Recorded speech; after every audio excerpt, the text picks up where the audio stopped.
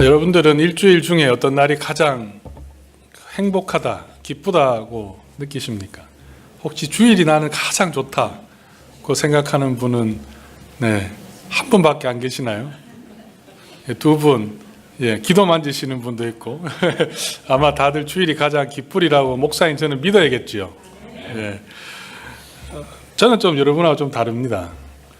아마 여기 계신 분들은 공감하지 못할지는 모르겠지만 저는 솔직하게 설교를 잘 마치고 교회 사역을 마무리한 주일 오후가 저에게는 가장 즐겁습니다. 아마 여러분 중에는 주일 오후면 내일부터 다시 일해야 된다는 그 생각 때문에 아마 마음에 좀 부담감이 있어서 싫을지도 모르겠습니다. 물론 설교를 잘 안 되는 날이 있어요. 많은 분들이 존다든지 아니면 무슨 말을 하는지 목사님 도대체 모르겠습니다, 이런 표정으로 저를 바라보신다든지 아니면 시계를 바라보는 그런 날은 제가 보면 밖에서 인사할 때는 지구명이라도 숨어버리고 싶은 그런 스트레스, 그럴 때가 확 이렇게 올라올 때가 있습니다. 그렇다면 여러분, 저에게 가장 긴장이 되는 날은 언제일까요? 긴장이 되고 가장 스트레스가 많은 날은 언제겠습니까? 여러분들이 가장 좋아하는 토요일입니다. 토요일에 되면 사실 저는 내일 있을 그 설교 또 교회에서 있을 그 사역들 때문에 가장 이 긴장감의 수치가 높아지고 스트레스가 많이 받습니다. 그래서 웬만하면 토요일 날은 약속을 잡는다든지 어디를 가는 것을 사실 잘 하지 않아요. 잠도 잘 자지 못하고 또 머릿속으로 때로는 항상 꿈을 꾸는데 토요일 밤 되면 자주 꿔요. 설교를 준비하는 꿈을 꿉니다. 설교를. 또 어떨 때는 예배 시간에 늦어서 낭패를 보는 그런 꿈들을 꿀 때가 많이 있습니다. 그러니까 제 자신을 보면서 이런 생각 좀 했습니다. 우리가 이런 환경과 상황을 떠나서 행복함을 누리며 살아갈 수 없을까라는 생각을 좀 해봅니다. 제가 어제까지 읽었던 책 중에 그 기독교 상담가인 레리 크랩이라는 사람이 쓴 책이 하나 있습니다. 제목이 이 행복이라는 책이고요. 영어로는 A Different Kind of Happiness 라는 책이었습니다. 그 책에서는 성도에게 두 가지 행복이 있다고 그래요. 1차적인 행복과 부차적인 행복이 있다, 이렇게 말씀합니다. 1차적인 행복과 부차적인 행복, 그 차이가 무엇일까요? 제가 이렇게 한번 예를 들어보겠습니다. 필라델피아 다운타운에서 아마 우리 교인들 중에 많이 참여한 걸로 아는데 노숙자를 대상으로 음식을 나눠주는 봉사를 한다고 한번 가정해 보겠습니다. 참여하신 분도 한번 잘 생각해 보세요. 아마 이 밥을 준비하는 어느 날은 많은 사람들이 음식을 잘 먹고 하나도 남김없이 아주 질서정연하게 깨끗하게 시간의 루즈함 없이 사역이 아주 깨끗하게 잘 맞아 떨어졌습니다. 그때 어떤 기분이 들까요? 그런 사역에 참여하신 분들, 아마 제 생각은 몸은 피곤해도 보람은 느낄 겁니다. 기쁨이 있을 겁니다. 또 행복을 또 느낄 수도 있습니다. 그런데 어느 날 음식을 준비하고 스팀원들과 맞추는데 손발이 잘 안 맞는 거예요. 겨우 음식을 준비해서 딱 갔는데 그날 비가 옵니다. 비가 막 쏟아져요. 그럼 어떻게 합니까?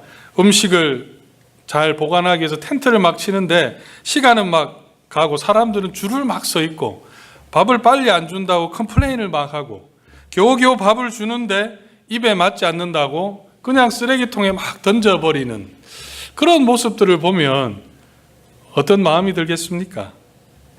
고맙다는 말 한마디 없이 그냥 불평하면서 돌아서 가버리는 모습들을 보면 컴플레인에 무질서에 시간은 넘어가고 또 정리할 거 생각하니 앞이 깜깜합니다. 그런 경우가 있었습니까? 그런 경우가 있었나요? 제가 생각할 때는 그런 상황 속에서 우리가 기뻐할 수 있을까? 그런 상황 속에서도 우리의 마음속에 내가 행복하다, 내가 이 사역을 잘했다, 그런 이 생각을 우리가 할 수 있을까요? 제가 아는 어떤 분은 저도 한 단계 건너서 들었지만 여기하고는 상관이 없습니다. 그런 일을 했는데 어떤 사람이 그 노숙자가 음식을 버리는 거예요. 그러니까 이분이 너무 열을 받아가지고 다시는 내가 저런 사람들은 음식을 먹을 가치가 없다, 이렇게 말하는 분도 있었다는 이야기를 제가 건너서 들은 적이 있습니다. 그런 상황 속에 우리가 기뻐하고 음식을 버린다 할지라도 컴플레인을 한다 할지라도 기뻐할 수가 없을까? 행복을 느낄 수가 없을까? 이 두 가지의 상황이 바로 1차적인 행복과 부차적 행복의 차이입니다. 첫 번째 상황 속에 모든 일들이 잘 돌아간다고 한번 생각해 보시죠. 음식 준비가 잘 되고 사람들이 질서정연하게 음식을 받아가고 받을 때마다 땡큐, 고맙다는 말을 듣게 된다면 속에 참 이 보람을 느끼게 될 텐데요. 그것을 부차적인 행복이라고 그 책은 정의합니다. 부차적인 행복이란 이런 거예요. 어떤 일의 결과가 내가 기대한 대로 혹은 내가 기대한 이상으로 돌아왔을 때 자신의 목표를 달성했을 때 느끼는 기쁨, 즐거움, 행복을 말합니다. 예를 들면 저에게는 어떤 것이 있을까? 1차적인 행복. 여러분들이 나갈 때 목사님 오늘 설교에 참 많은 도전을 받았습니다. 그 말을 들으면 그 말을 해달라는 말은 아니에요. 그 말만 해달라는 의미는 잘 새겨 들으셔야 됩니다. 그런 말을 들을 때 저는 1차적인 행복을 느끼는 거죠. 왜냐하면 내가 기대한 이상의 결과들을 내가 눈으로 보기 때문에. 반면에 이 성도가 가지는 1차적 행복이란 어떠한 일의 기대의 그 결과에 충족됨으로 받게 되는 것이 아닙니다. 그것과는 전혀 상관이 없어요.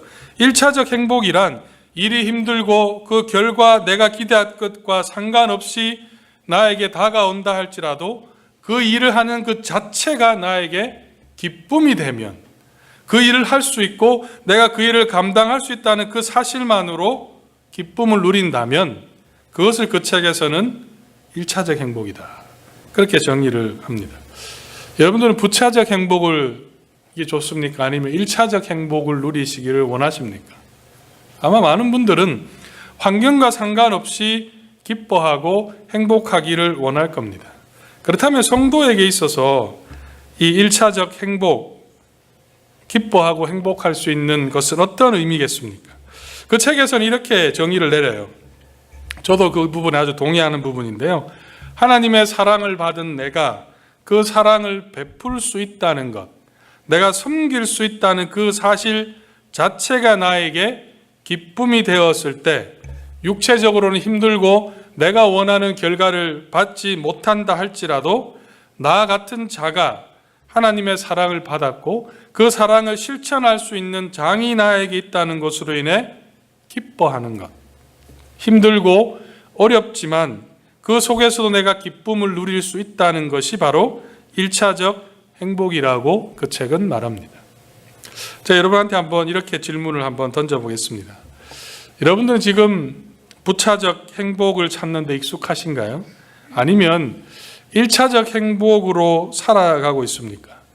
지난 한 주 동안 여러분이 기뻐했고 나 참 행복하다고 생각했던 이유가 내가 원했던 그 결과를 받았기 때문입니까? 아니면 내가 원하는 기대를 받지 않아도 내 마음에, 예를 들면 부부 간에 싸울 수가 있잖아요. 뭐 신혼부부들은 이해할지 못하겠지만 예, 저 웃음의 의미를 제가 잘 모르겠어요. 저 때는 안 싸우죠? 예, 저 때는 싸우면 큰일 나는 거예요. 제 때는 많이 싸웁니다. 저는 또 동갑이라 부부 간에 싸울 때도 내 마음속에 기쁨을 내가 누릴 수가 있는가? 여러분 어떻습니까? 여러분은 1차적 행복을 추구하는 사람입니까? 아니면 부차적인 행복에 익숙합니까? 5월은 전통적으로 이 가정의 달입니다. 지난주에 제가 부모 공경에 대해서 말씀을 드렸는데요. 오늘은 조금 시간이 지난 것 같긴 하지만 부차적 행복과 1차적 행복에 대해서 이 자녀와의 관계 속에서 한번 그것을 생각해 보면 좋겠습니다.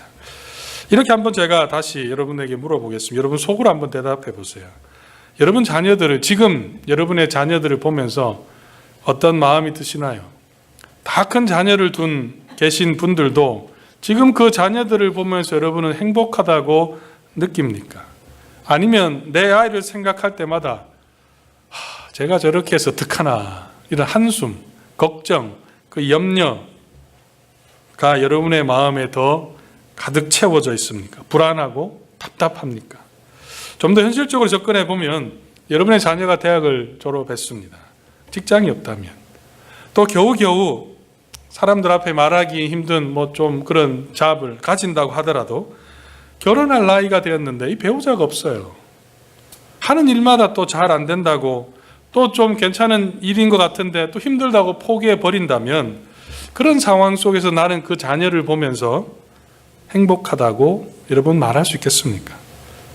저는 솔직하게 제 아이가 이제 9월이면 대학에 갑니다. 자기는 무조건 기숙사에 가겠다고 주장을 하지만 저는 허락하지 않았습니다. 왜 그런지 아세요? 제 그 큰아이의 평소의 모습을 보면 불안해요. 제가 저렇게 해서 어떻게 가서 생활할 수 있을까? 답답하고 너무너무 불안합니다. 자기는 다 안다는 거예요. 제가 옷을 그렇게 입지 마라 그러면 아빠가 패션에 대해서 뭘 아냐고, 이런 이야기를 하면서 다 안다는 거예요. 잘할 수 있다는 거예요. 그런데 제 마음에는 좀 안 되겠어요. 저렇게 내보냈다가는 큰일 날 것만 같고 불안하고, 또 때로는 앞으로 어떻게 세상을 살아갈까 생각하니 너무 이 걱정이 앞섭니다. 그래서 아직까지 아이가 원하는 그 기숙사에 허락하지 않았습니다. 그래서 고민 중입니다. 다시 느끼는 거지만 이 자녀를 키우는 것은 참 어렵다 하는 걸 저는 느끼고 있습니다. 아마 여기 계신 대다수의 몇몇 분을 제외하고는 아마 뭐 그런 것 가지고 그러냐고 그러실 분도 있어요. 더 커보세요. 이제 결혼한다고 한번 생각해 보세요. 이런 마음들을 들면서 아마 목사님 그래도 그때가 좋은 때입니다, 그렇게 말할 분도 있지 않을까 생각합니다. 작으면 작은 대로 문제가 될 것이고, 아이가 크면 큰 대로 자녀들은 계속해서 부모를 속을 썩이는 것의 그 강도는 점점 더 커가는 것이 아닐까, 그런 생각들을 하면서 조금 불안함을 느끼기도 합니다. 결혼하고 자식을 낳아도 자식은 여전히 자식이죠. 물가에 내놓은 것처럼 불안한 것입니다. 성도 여러분, 혹시 여러분 그런 생각을 좀 성경을 보면서 해보지 않으셨나요? 예수님의 부모님은 그 자녀들을 키울 때, 예수님을 키울 때 어떠한 마음이 들었을 것 같습니까? 여러분이 경험해 왔던 그 모습, 예수님이 어렸을 때 새벽에 우유 달라고 이 엄마 아빠를 막 보챘을까요? 새벽에 막 깨웠겠습니까? 칭얼대었을까? 아니면 그 아들만의 그 고집이 있잖아요.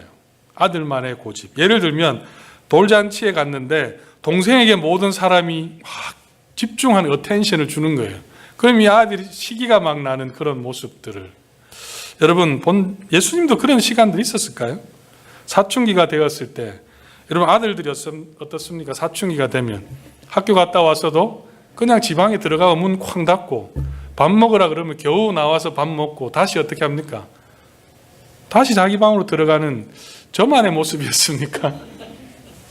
그런 아들의 모습, 또 한마디 물으면 퉁명스럽게 대답하는 그 아들의 모습처럼 이 부모님들도 경험했을까? 예수님의 부모님도. 여러분 생각, 예수님도 성소년 시절에 사고를 쳤겠습니까? 성경의 기록에 따르면 12살까지 예수님의 모습은 제가 추측할 때 부모님에게 기쁨이 되었던 것 같아요. 왜냐하면 누가복음 2장 40절에 이런 말씀이 나오죠. 아기가 자라며 강하여지고 지혜가 충만하여 하나님의 은혜가 그 위에 있더라 라고 기록한 것을 보면 아마 예수님의 모습, 사춘기의 모습 중에는 좀 순종적인 아들, 또 이런 표현이 좀 애 늙은이 같은 모든 것을 다 깨고 있는 마음은 그거야. 청소년의 마음은 그것은 아니지만 부모를 배려하는 그런 모습이었을지 않을까. 지혜가 충만했다고 하니까. 그런 추측을 좀 제 나름대로 해보았습니다. 물론 12살에 사고 한 번을 쳤어요. 어떤 사고를 쳤습니까? 예루살렘 성전에 올라갔다가 내려갈 때 예수님은 부모님한테 말도 하지 않고 그냥 성전에 남아있던 것. 그래서 부모님이 길을 가다가 아들이 없어진 것을 알고 찾으러 가는 그 장면들을 보면 예수님도 나름대로의 곤조는 있었다, 이런 생각을 좀 하게 됩니다. 그 후에 이 예수님의 모습을 보면 13살부터 30살까지의 모습은 성경에 기록되어 있지 않습니다. 어떠한 모습으로 아주 민감한 시절이죠. 청소년 시절에. 그래서 어떤 학자들은 이단들의 그 문서를 바탕으로 해서 예수는 신하다. 혹시 그 책을 기억하시나요? 예수는 신하다. 말도 안 되는 책을 썼어요. 예수님께서 그 시절에 인도로 가서 부처의 제자가 되었다. 이런 말도 안 되는 주장을 하는 몇몇 학자들도 있기도 합니다. 한 가지 우리가 이 학자들이 추측하기를 예수님의 아버지 요셉은 예수님께서 공생의 30살 이전에 돌아가신 것으로 추정을 합니다. 왜냐하면 누가복음 2장 12절에 나오는 부모와 함께 유월절에 올라갔던 그 장면을 제외하고는 예수님의 아버지 그 요셉의 모습은 나타나지 않기 때문에, 그렇다면 그것이 합리적인 추론이라면 마리아 홀몸의 몸으로 그 아들을 양육했다는 겁니다. 그리고 그 예수님의 동생들을 양육했어요. 13살부터 30살의 그 사춘기 시절에 질풍노도의 시기에 이 마리아 혼자서 예수와 그 자녀를 그 어머니는 양육했습니다. 그때의 이 마리아의 마음을 여러분 상상하실 수가 있겠습니까? 왜 예수님의 그 어린 시절의 모습은 기록되지 않았을까? 잘 모르겠습니다. 아마 이 천국에 가시면 예수님을 만나시거나 하나님 만나서 한번 꼭 물어보세요. 왜 그때의 모습은 없냐고. 아마 이건 신비인 것 같아요. 아마 하나님께서 모든 사실을 우리에게 다 가르쳐 주지 않는 것은 천국에 가서도 질의응답하는 시간, Q&A를 두시기 위한 것이 아닐까. 그런 게 있어야 좀 재밌지 않겠습니까? 하나님 왜 이랬습니까? 그건 말이야. 뭐 이렇게 하면 그 대화하는 시간을 통해서 오히려 더 믿음이 강해지는, 나름대로 질문을 좀 적어 놓으세요. 천국 가면 나는 이런 질문을 꼭 하리라. 성경에 나오는 질문도 좋고 여러분의 인생에 대한 질문도 좋을 것 같습니다. 잘 모르겠습니다. 왜 그런 기록이 나오지 않는지. 한 가지 우리가 그 예수님의 삶의 모습을 추론할 수 있는 구절들이 있다면 마태복음 13장 55절과 마가복음 6장 3절입니다. 거기에 이렇게 나오는데요. 예수님을 보면서 이는 목수의 아들이 아니냐, 이런 표현과 또 예수의 동생들을 기록해 놓았어요. 그런 것을 볼 때 18절부터 30절 사이에 그 당시에 일반적인 문화적인 전통을 따라 생각해 보면 예수님께서도 아마 아버지의 대를 이어서 목수의 일을 하지 않았을까. 그리고 또 자기의 동생들을 또 이끄는 그 역할, 가장으로서의 그 생계를 충분히 충실히 감당한 것으로 추측해 볼 수가 있습니다. 아마 그때에는 마리아의 마음에는 이 두 가지의 마음이 들었을 것 같아요. 가정의 경제를 책임지는 그 아들의 모습을 보면서 첫 번째는 불쌍한 마음이 들었겠죠. 좀 더 가르쳤다면, 조금 더 좋은 선생님 밑에 내 아이들을, 내 예수를 교육을 시켰다면 더 나은 아들이 될 수 있었을 텐데, 어린 때부터 나를 또 우리 동생들을 돌보기 위해서 목수의 일을, 지금처럼 뭐 목수가 아주 좋은 뭐 공방이 있는 것도 아니고 그냥 돌아다니면서 집을 고쳐주는 그 역할들을 고생하는 그 아들을 보면서 아마 굉장히 마음이 짠하다고 할까요? 미안한 마음도 있었을 것 같습니다. 또 다른 한편으로는 그래도 그 아들을 보면 든든한 마음이 들었겠죠. 가정을 책임을 지는 그 아들의 모습을. 그런데 여러분, 30세가 되어서 예수님은 본격적으로 메시아의 길을 출발합니다. 여기 많이 계신 분들 중에 자녀들이 이제 이 예수님의 나이와 비슷한 자녀를 둔 부모들이 계실 것 같은데요. 한번 잘 상상해 보세요. 30세가 되었습니다. 그러자 큰아들, 가정의 경제를 책임졌던 그 아들이 이제는 자신의 길을 가야 한다고 떠나버립니다. 머물 곳도 없고 마땅한 돈벌이도 안 되는 그 일을 하려고, 또 결혼도 하지 않은 채 이제 가는 겁니다. 그 어머니의 마음이 어떻겠습니까? 군에 보낸 그 아들을 보낸 그 어머니의 심정이었을까? 이제 고생이 보이잖아요. 아들이 선택하는 그 일에. 또 지난주에 우리가 잠깐 살펴보았지만 아들을 보고 싶어 엄마가 찾아왔는데 아들이 냉정하게 말하는 그 장면들을 보면 예수님의 마음 어땠을까?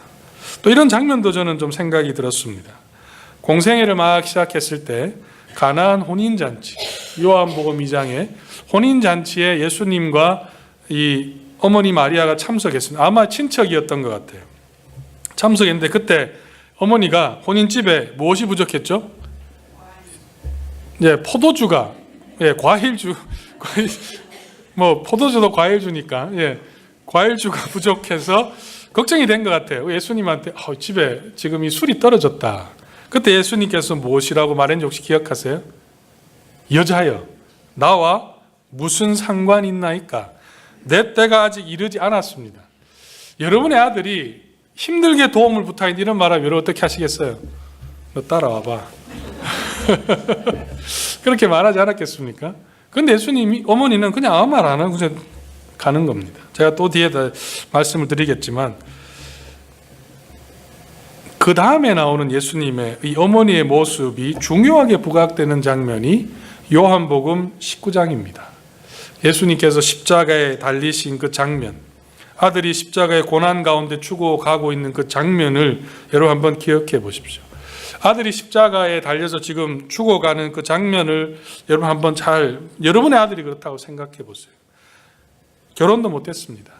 떠돌이 쳐면 머리 둘 곳 없이, 집 하나 없이 그렇게 살아왔어요. 온갖 고생과 고통을 겪고 마지막은 그렇게 해서 뭔가 좀 가지면 그래도 의미가 있겠다 싶은데, 마지막은 십자가에서 죄인 취급받으며 그 아들이 죽어가고 있어요.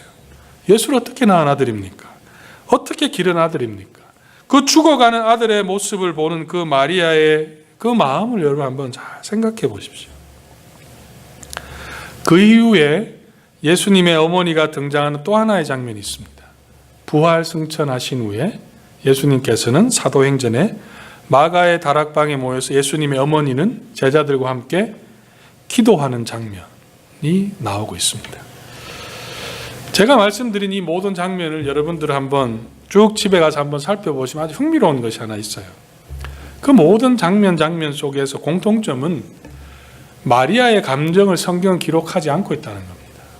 그 모든 장면에서 마리아가 어떠한 마음이 들었을까 성경은 기록하지 않아요. 30세가 되고 고생의 길을 떠난 아들을 보면서도 예수가 사역을 할 때 좀 어머니가 걱정이 되어 잘 있나 싶어 찾아오는 그 순간에, 냉정하게 아들이 말하는 그 순간에도 마리아는 어떤 마음을 가졌다고 성경은 말하고 있지 않습니다. 자신의 아들 예수가 물을 포도주로 바꾸어 달라고 말했던 그 요청의 순간에도, 무례하게 대하는 것처럼 보이는 순간에도, 예수가 십자가에 못 박혀 죽어가는 그 고통의 순간에도 엄청난 고통이었겠지 않겠습니까? 내 사랑하는 아들이 지금 겪고 있고, 아마 여기에 있는 많은 분들 중에는 기절하는 분도 있을지도 모르겠습니다. 그런데도 마리아는 아무런 감정적인 모습을 성경은 보여주지 않습니다. 예수가 부활했을 때도 기뻐할 만한데도 성경은 마리아가 어떻게 느꼈다라고 말하고 있지 않습니다. 저는 그 장면들을 이런 질문 좀 해봤습니다. 왜 성경은 아주 중요한 순간에 그 어머니 마리아의 감정을 기록하지 않았을까? 구원 사역에 있어서 마리아는 중요하지 않은 인물이기 때문에 굳이 마리아의 그 감정을 기록할 필요가 없었을까요?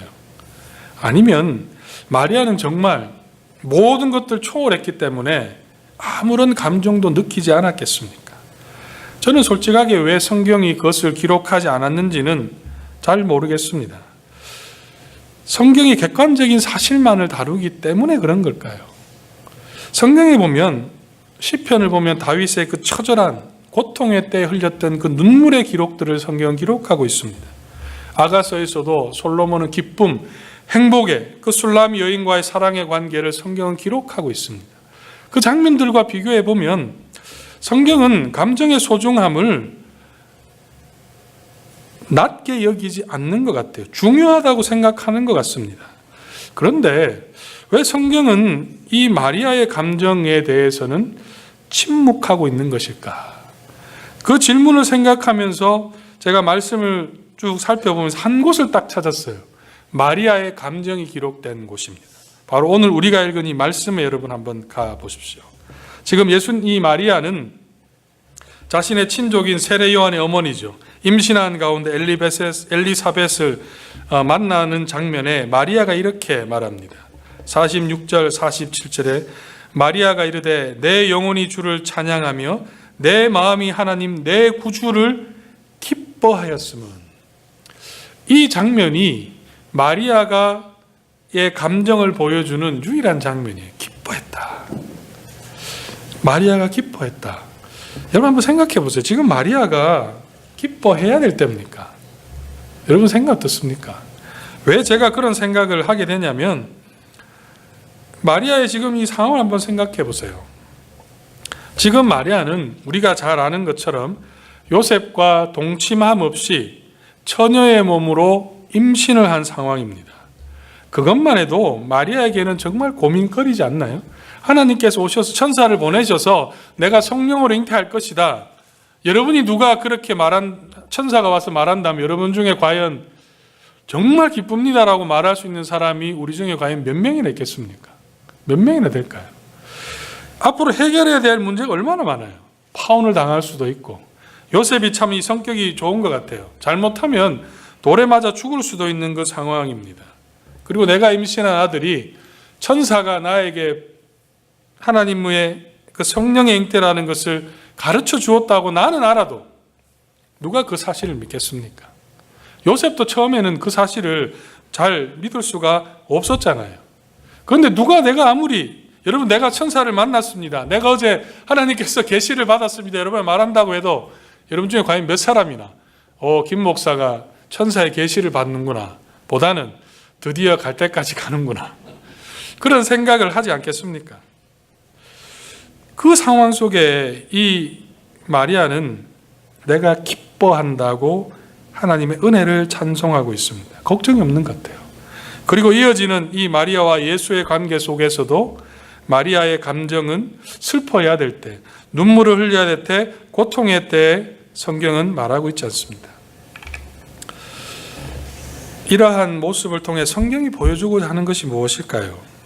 우리도 마리아처럼 기쁨도 아픔도, 아니 아들의 십자가에서 죽어가는 그 장면을 보면서 대성통곡하는 그 어머니의 모습이나 기절 안에 많은 마리아의 모습과 같은 모습이 없어야 된다는 것을 성경은 말씀하고 있는 거겠습니까?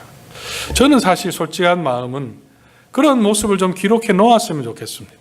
마리아도 눈물을 흘리고 아들 때문에 가슴 아파하고 변변한 직업도 없고 결혼하지 않는 그 고난의 길을 걸어가는 아들의 모습을 보면서 걱정하고 염려하고 불안해하고 속상한 모습을 좀 기록해 놓았다면, 제 개인적으로 보면 예수님의 어머니도 그런 시간이 있었구나, 예수님도 이런 시간이 있었네, 아이고 내 아이들을 보면서 좀 위로가 되지 않겠습니까? 나도 좀 참아봐야 되겠다. 마리아도 참았는데 나도 좀 참아야 되지 않을까? 그런데 왜 성경은 그런 감정들보다는 예수가 처녀로서 임신한 그 마리아의 기뻐하는 모습을 보여주고 있는 것일까? 저는 그것을 묵상하면서 제가 내린 결론은 이겁니다. 마리아도 인간적인 관점에 생각해 보면 아들이 죽어가는 그 장면에서는 슬펐을 겁니다. 아마 고통이었을 거예요. 자신에게 눈길을 주지 않는 그 아들의 모습을 보면서 야속했을 겁니다. 하지만 마리아에게는 어떠한 일에 대한 결과, 내가 원하는 결과로 인한 행복, 부차적인 행복이 아니라 그에게는 1차적인 행복, 기쁨이 있었기 때문이라고 저는 확신합니다. 비록 처녀의 몸이었지만 하나님께서 나를 사랑하셔서 나에게 은혜를 베풀어 주셔서 구원해 준 메시아를 잉태케 하신 것에 대한 그 기쁨, 내가 하나님의 구원의 그 사역에 쓰임받을 수 있다는, 섬길 수 있다는 그 놀라운 은혜로 인한 그 기쁨이 그 모든 고통과 아픔을 다 덮었을 거라고 생각합니다.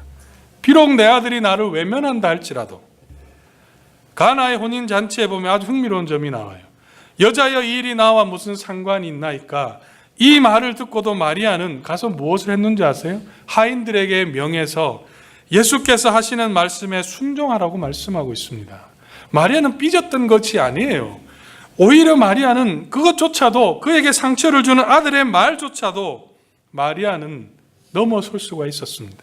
그 고통의 그 순간 속에서도 칼로 찌르는 아픔이 있었지만 마리아는 그 속에서 슬퍼하기보다는, 물론 슬픔이 있었을 겁니다. 하지만 하나님이 내 아들을 통해 구원의 역사를 이루시리라는 그 믿음과 그 기쁨이 그 모든 고통과 아픔을 저는 채우고도 남았다고 확신하게 되었습니다. 다시 여러분 우리 자신들에게 한번 돌아가 보겠습니다. 지금 여러분들은 자녀를 보면서 기뻐하고 있습니까? 아니면 걱정과 염려와 불안, 두려움이 여러분의 마음을 사로잡고 있습니까? 왜 우리는 무엇 때문에 불안하게 만드는 걸까요? 삶으로 증명하라는 그 책이 있습니다. 그 책에 보면 자녀 교육에 대한 책을 좀 인용했던 것 같은데요. 마더 쇼크라는 책 혹시 기억하세요? 마더 쇼크, 엄마가 충격받는다는데요. 또 보니까 파더 쇼크라는 책도 한국말로 나왔더라고요. 그 책의 내용에 이런 실험이 나와요. 삶으로 증명하라는 책에 인용한 걸 제가 그대로 인용하면 한국 엄마와 미국 엄마의 차이를 중학생 자녀를 둔 11명을 대상으로 이 카드 게임을 통해서 실험을 했답니다. 그 실험을 통해서 카드 게임을 하면서 엄마들이 이익을 났을 때와 손해를 났을 때, 그리고 상대방이 더 큰 이익을 받았을 때, 더 큰 손해를 봤을 때, 이 두 가지 사실을 동시에 알았을 때 엄마들의 뇌에 나타나는 그 반응을 조사를 했답니다. 사람의 뇌는 제가 의학은 아니지만 제 나름대로 찾아보니 이 보상, 이익이나 즐거움을 경험했을 때는 이 도파민이라는 성분이 나와서 그것이 뇌에 있는 이 측핵을 자극하게 되어서, 장로님 맞나요? 측핵을 자극하게 되어서 기쁨과 성취감을 느낀대요. 게임을 한 후에 엄마들을 조사해 봤는데요. 미국 엄마와 한국 엄마의 차이가 있어요. 미국 엄마들은 언제 기뻐했겠습니까?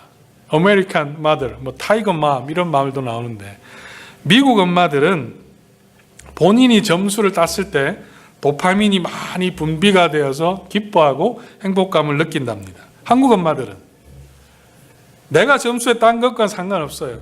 상대방이 나보다 점수를 못 따면 내가 기뻐하고, 상대방보다 내가 더 따면 한국 엄마들은 기뻐한다고 이야기를 합니다. 그렇습니까?